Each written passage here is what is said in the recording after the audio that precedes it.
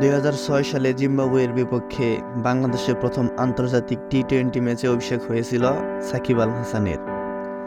যেই সাকিব পরবর্তীতে ডালপালা মেলে বটবৃক্ষে পরিণত হয়েছেন, চড়ে বসেছেন বিশ্ব ক্রিকেটের মসন্দে। অলরাউন্ডার তালিকায় শীর্ষে অবস্থান করে দীর্ঘ সময় শাসন করেছেন বিশ্ব ক্রিকেট। বহু কীর্তিতে গর্বিত করেছেন বাংলাদেশকে। সেই তিনি অবশেষে জানিয়ে দিয়েছেন বিদায়। কানপুর টেস্টের আগে সাকিব জানিয়েছেন ক্যারিয়ারের শেষ আন্তর্জাতিক টি-20 ম্যাচ খেলে ফেলেছেন তিনি। সাকিবের শেষ ম্যাচটি ছিল বিশ্বকাপের আফগানিস্তানের বিপক্ষে। যেই ম্যাচে ব্যাট হাতে গোল্ডেন ডাক ও বল হাতে 19 রান খরচায় কোনো উইকেট পাননি সাকিব, অর্থাৎ শেষটা রাঙাতে পারেননি সাকিব। তবে দীর্ঘ ক্যারিয়ারের অসংখ্য রেকর্ড ও কীর্তি গড়েছেন সাকিব।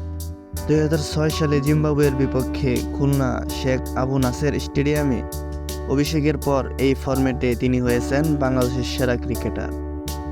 অভিষেক ম্যাচে ব্যাট হাতে 26 রান আর বল হাতে 1 উইকেট নিয়ে বাংলাদেশের জয়ের সাক্ষী হয়েছিলেন সাকিব। এরপর প্রতিনিধিত্ব করেছেন টানা 9 বিশ্বকাপে। ক্রিকেটের সংক্ষিপ্ততম সংস্করণে বাংলাদেশের জার্সিতে 129টি ম্যাচ খেলেছেন সাকিব, যেখানে 127 ইনিংসে ব্যাট করে প্রায় 23 রান গড়ে করেছেন 2551 রান, যেখানে তিনি ব্যাটিং করেছেন প্রায় 121 গড়ে। তার নামের পাশে আছে 13টি হাফ সেঞ্চুরি।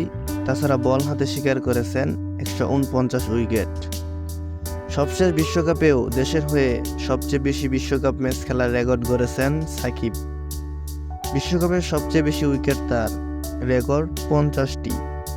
বাংলাদেশের হয়ে সবচেয়ে বেশি 43টি ম্যাচ খেলেছেন সাকিব।